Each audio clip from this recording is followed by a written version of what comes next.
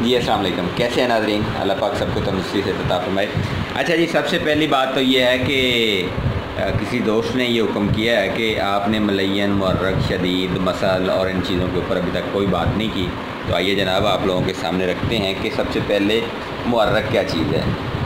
नज़रिया मुफरद अज़ा के अंदर मुअर्रक तारीख देने वाली चीज़ को कहा जाता है, और आपको पता है कि इसके इलाज के मुताबिक ये है कि जिस जगह पे तस्कीन होती है उसको तारीख दे के इलाज किया जाता है।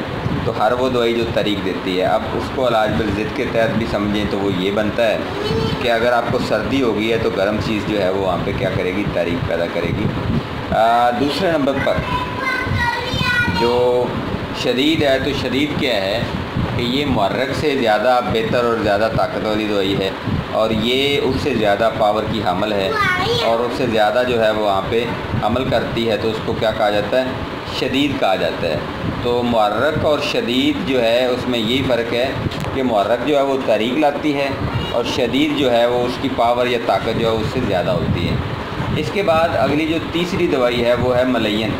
तो मलयन जो है ये दवाई मोशन लाती है, कब्ज़ को खोलती है, जो सुफरा सुदा या बलगम या की ज़्यादती उसको ख़त्म करती, उसको निकालती है, तो इसको मलयन कहा जाता है। इसके बाद जो है वो आता है जी मसल। तो मसल वो दवाई होती है जो बहाने लाती है, जो मोशन लाती है, उस दवाई को क्या कहा जाता है जी, मसल कहा जाता है। और ये दवाई जो है वो भी इंसानी जिस्म के अंदर जो ज़हरें हैं उनको निकालती है। इस तरह से अगर किसी खिलत की ज़्यादती हो गई है तो उसको कम करती है। इसके बाद आता है जी तरियाक। तो तरियाक यानी एंटीडोट। तो ये वो दवाई होती है जो कि फ़ौरन से असर करती है, और अगर कोई भी आपको बीमारी है या मर्ज़ है या कोई भी अलामत है तो वहाँ पे जब तरियाक इस्तेमाल किया जाता है उसका मतलब ये होता है कि विद इन आवर या विद इन मिनट्स जो है उसका रिज़ल्ट हमें मिलता है। तो तरियाक जो है उसको बहुत कम इस्तेमाल करना चाहिए, ना होने के बराबर उसको इस्तेमाल करना चाहिए, क्योंकि इसके अंदर ज़हरें होती हैं। और इसके बाद आता है जी मकवी। तो मकवी होती है जी ताकत पैदा करने वाली चीज़, क़ुव्वत पैदा करने वाली चीज़।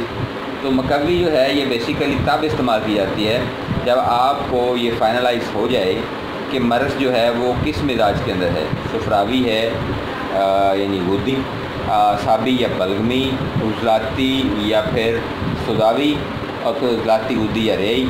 ये सबसे पहले आपको जब क्लियर होगा कि मर्ज़ जो है वो किस तरह का है, उसके बाद जब आप उसको रिकवर कर रहे होंगे यानी शदीद और मुअर्रक से, तो फिर आप इस्तेमाल करवाएंगे वहाँ पे मकवी। तो मकवी इस्तेमाल करवाने का मकसद ये होता है कि एक तो जो जिस्म के अंदर ताकत या एनर्जी कम हो गई है उसको रिपेयर किया जाए, उसको रिकवर किया जाए। दूसरा मकवी इस्तेमाल करवाने का मकसद ये होता है कि आपको जल्द अज जल्द जो है वो रिलीफ मिले, आपका जो भी प्रॉब्लम है वो जल्द अज जल्द रिकवर हो। तो इसलिए जो है वो मकवी इस्तेमाल करवाया जाता है। इसके बाद आया था जी अक्सीर। तो अक्सीर दवाई वो दवाई होती है जो कि इस्तेमाल करवाने के कई साल बाद भी उसका असर जो है वो जिस्म के अंदर रहता है, उसको अक्सीर कहा जाता है। और अक्सीर इस्तेमाल करवाना इंतहाई एहतियात के साथ इस्तेमाल करवाना चाहिए।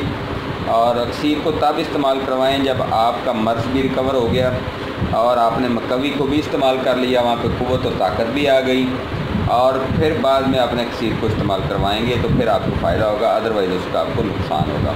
तो अक्सीर में भी तकरीबन कुछ तजाती ही हैं। तो ये तो था जी नज़रिया मुफरद अज़ा का अंदर इस्तेमाल होने वाली टर्मिनोलॉजीज़, यानी मुहर्रक, शदीद, मलयन, मसल, मकवी और तरियाक और अक्सीर। यहाँ पे तरियाक, मकवी और अक्सीर आता है। तो ये वो टर्मिनोलॉजीज़ हैं जो कि नज़रिया मुफरद अज़ा के अंदर इस्तेमाल होती हैं। अब अगर कोई बंदा ये कहे कि हर जगह पे मलयन का इस्तेमाल करना जायज़ है, मेरा ख्याल है वो गलत है। और इस तरह से अगर कोई बंदा ये कहे कि आपको किसी भी मर्ज़ के इलाज के लिए पहले तरियाक इस्तेमाल करना है, तो ये सिर्फ़ वो बंदा इस्तेमाल कर सकता है जिसको पूरा इल्म के ऊपर अबूर हासिल है।